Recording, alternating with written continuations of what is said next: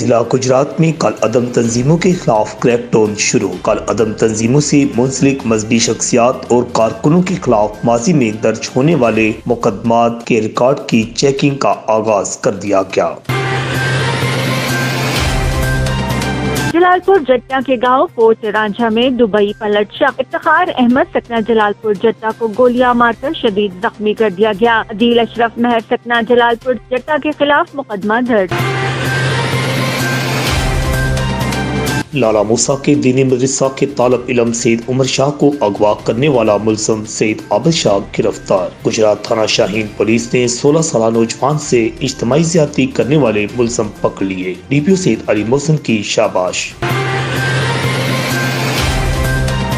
Gujarat chamber of commerce and industry کی جانب سے چودھری ظہور الہی اسٹیڈیم میں سالانہ صنعتی نمائش کو ختم ہوئے 6 روز ہو گئے ہیں، مگر اسٹیڈیم کے اندر کاٹ کباڑ اور گندگی کے ڈھیر انتظامیہ کا منہ چڑھا رہے ہیں۔ ایم این اے چودھری حسین الہی کا کنٹرول لائن کا دورہ، وہاں کی موجودہ صورتحال اور قریبی دیہاتوں میں مقیم لوگوں سے ملاقاتیں کی۔ چودھری حسین الہی کا کہنا ہے دشمنان اسلام کو شکست دینے میں پاک آرمی نے کوئی کسر نہیں چھوڑی۔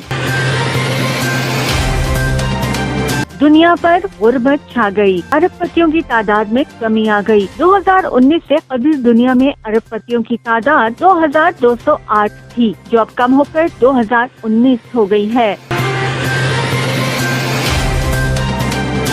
گجرات ایلیٹ فورس کے incharge S I Faisal Majid traffic حادثہ میں زخمی ہو گئے۔ ڈی پی او سید علی محسن نے ہسپتال جا کر زخمی تھانے دار کی عیادت کی، جلد صحتیابی کی دعا مانگی گئی۔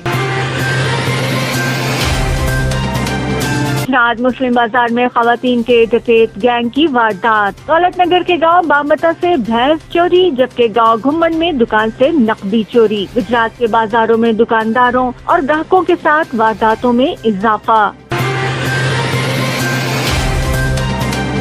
پیپلز پارٹی کو ضلع گجرات میں دوبارہ فعال کرنے کا فیصلہ۔ ضیاء محی الدین اور ڈاکٹر ساحل ظہیر کی زیر صدارت پیپلز پارٹی کا اجلاس۔ نئی تنظیم سازی ہوگی، جیالوں کو اہم عہدے دیے جائیں گے۔